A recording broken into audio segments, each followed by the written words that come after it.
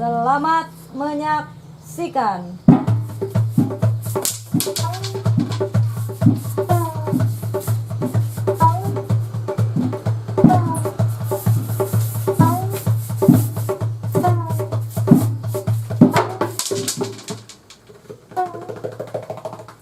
Tak ada yang lebih sial dari seorang yang ingin melucu, tapi sama sekali tak lucu. Jangankan orang lain tertawa, saya sendiri tak tertawa oleh lucuan saya. Mungkin kalian mengira menjadi badut adalah pekerjaan paling gampang. Tinggal bertingkah kocak dan orang lain akan tertawa. Bila kalian menjadi saya, kalian pasti mengerti. Membuat lelucon tidaklah segampang yang dipikirkan. Apalagi ketika kamu sedang tidak ingin tertawa. Lagi pula, di zaman ketika orang-orang gampang tersinggung dan marah, membuat lelucon tidaklah segampang yang kalian pikirkan. Bisa-bisa gara-gara lelucon bisa dipidanakan, dianggap menghina dan mencemarkan nama baik. Kawan baik saya, seorang pelawak. Dia bercerita tentang seorang yang memanjat pohon kelapa pada jam 10 pagi. Di atas pohon kelapa, orang itu mengumandangkan azan subuh. As-salatu khairum minan naum. Nah, tentu saja itu membuat gempar seluruh kampung. Orang-orang langsung berbondong mendatangi orang itu, berteriak-teriak menghujatnya. Bahkan ada yang ingin membunuhnya. Dasar kafir, turun kamu! Begitu orang-orang kampung berteriak marah, berani-beraninya kamu melakukan penghinaan. Azan subuh jam 10 pagi. Dasar orang aneh, kafir. Tapi dengan tenang, orang itu menjawab, "Ya, siapa yang aneh? Siapa yang kafir? Coba kalian pikir. Saya azan subuh jam 4 di masjid. Tapi tak ada satupun kalian yang datang ke masjid. Begitu saya azan subuh jam 10 pagi, kok kalian pada berdatangan? Coba pikir, siapa yang gak taat? Siapa yang aneh? Dan siapa yang kafir?" Orang-orang kok gampang mengkafir kafirkan orang. Hanya karena berbeda menjadi bermusuhan. Sekarang sepertinya orang senang bertengkar. Kalau Descartes bilang, "Aku berpikir, maka aku ada." Orang sekarang seperti bilang, "Aku bertengkar, maka aku ada." Pertengkaran menjadi komoditi, diperjualbelikan, bahkan seringkali diberi kebenaran atas nama keyakinan. Ayat-ayat digunakan untuk kepentingan kekuasaan. Makanya sekarang ini susah membuat orang tertawa. Saya menjadi badut meneruskan bapak saya. Dulu, bapak saya juga seorang badut. Karena bapak saya badut, ya saya pun jadi badut. Sekarang kan sedang ngetren anak meneruskan orang tuanya. Kalau bapaknya presiden, ya anaknya jadi presiden. Enggak ding, anaknya nyalon jadi gubernur. Bahkan ada yang nyalon jadi wali kota. Sudah jangan ngomong lantur. Nanti saya malah ditangkap. Dulu kata bapak saya, jadi badut itu lumayan enak. Penghasilannya lumayan. Bapak saya sering diundang. Ya, karena orang-orang butuh hiburan. Badut dan pelawak dianggap masih lucu. Wah, sekarang pelawak aja kalau lucu, kok sama politikus. Kayak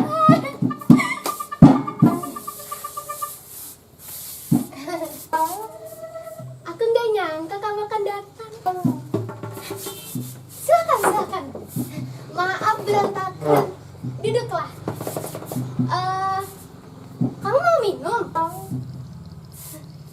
Atau mau makan? Kamu nggak haus? Nggak lapar? Syukurlah. Kebetulan saya nggak punya apa-apa. Tapi bisa pesan GoFood kok. Mana yang bayar ya? Yang datang pacar saya. Loh, jangan tersenyum ngejek begitu. Badut kayak saya kan juga manusia. Bisa falling in love dan punya pacar. Coba lihat. Ganteng gak pacar saya? Namanya Rais. Lengkapnya Raiso Bayar. Kismin. Terima kasih kamu mau menemui saya. Saya kira kamu sudah melupakan saya. Terima kasih kamu terus ingat saya. Kamu pasti kangen ya. Saya juga. Rindu itu berat. Kamu gak akan kuat. Biar aku saja. Saya kira kamu sudah gak mau sama saya. Katanya kamu punya pacar baru. Lebih cantik. Lebih kaya. Tapi percayalah.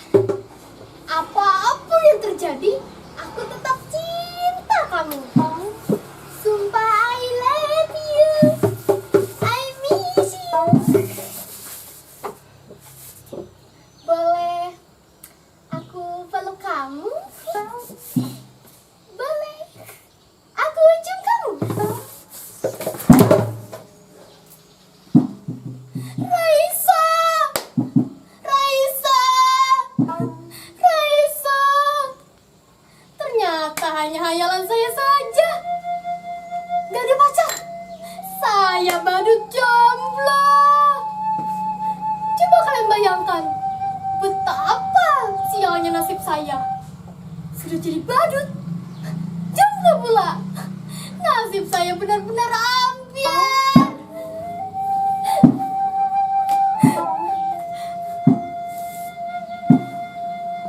Percayalah, menjadi badut itu berat. Kalian gak akan kuat. Biar aku saja. Akayahu. Akayahu. Akaya. Akaya.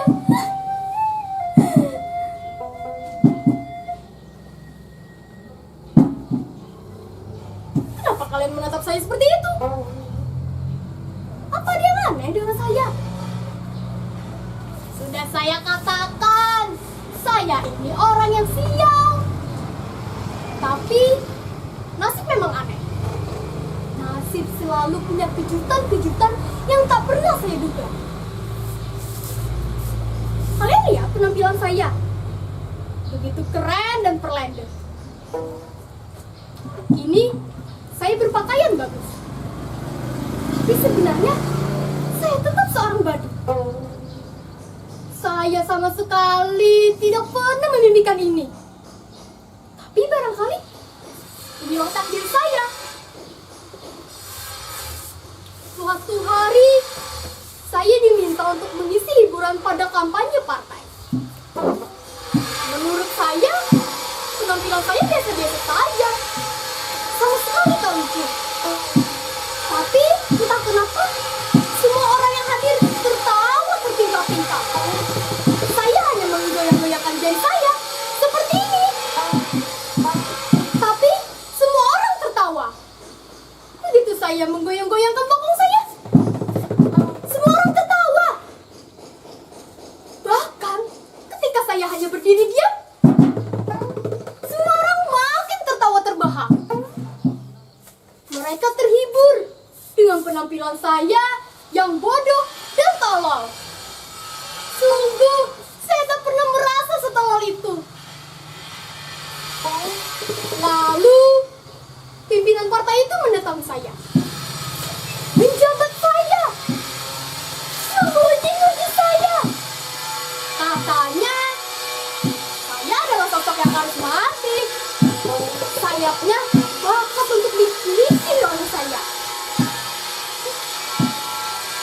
Dia bilang pada saya, Sekarang ini menjadi pemimpin tak perlu cerdas atau pintar. Yang penting disukai banyak orang. Demokrasi membuat seseorang menjadi pemimpin bukan lantaran kecerdasannya, tetapi karena kemampuan disukai banyak orang. Semakin banyak orang menyukaimu, memujamu, maka kamu akan menjadi pemimpin. Pendukung-pendukungmu akan memujamu habis-habisan. Tak peduli kamu salah atau benar, yang penting orang tetap suka kamu. Kamu boleh bohong atau ngibul sesukamu. Yang penting orang tetap percaya kamu dan menyukaimu. Dan kamu punya bakat besar seperti itu. Orang menertawakanmu, tapi sebetulnya orang menyukai kamu. Kamulah orang yang dibutuhkan oleh partai. Saya kemudian mereka dandani menjadi necis seperti ini. Daftarkan ikut pilkada. Bahkan saya nggak tahu apa itu pilkada. Saya nggak tahu beda pilkada dan pilkabe. Tapi ada yang bilang pilkabe itu tidak boleh dicoba-coba buat anak. Kalau pilkada boleh dicoba-coba buat anak. Makanya banyak anak pejabat dan pemimpin yang coba-coba ikut pilkada. Saya benar-benar gak tahu kenapa saya diminta untuk ikut pilkada. Padahal ijazah saja saya tak punya. Tapi mereka bilang, tenang saja, ijazah bisa dipalsukan. Jangan ijazah, kebenaran pun bisa dipalsukan. Dan betapa sialnya saya menang pilkada. Mungkin zaman memang sudah gila. Mereka memilih saya karena dianggap bisa menghibur mereka. Saya dianggap orang yang paling lucu yang bisa membuat hidup mereka bahagia. Itulah kenapa saya bilang hidup saya ini memang benar-benar sial. Hidup pemimpin kita. Hidup pemimpin kita. Hidup pemimpin kita. Panjang umur pemimpin kita. Hidup pemimpin kita. Hidup pemimpin kita. Hidup. Betapa sialnya saya. Dulu jadi badut, menjadi pemimpin pun tetap jadi badut. Badut yang bisa mereka atur. Badut yang bisa membuat mereka terhibur. Menjadi badut itu berat. Kalian gak akan kuat. Biar para pemimpin saja. Hidup pemimpin kita.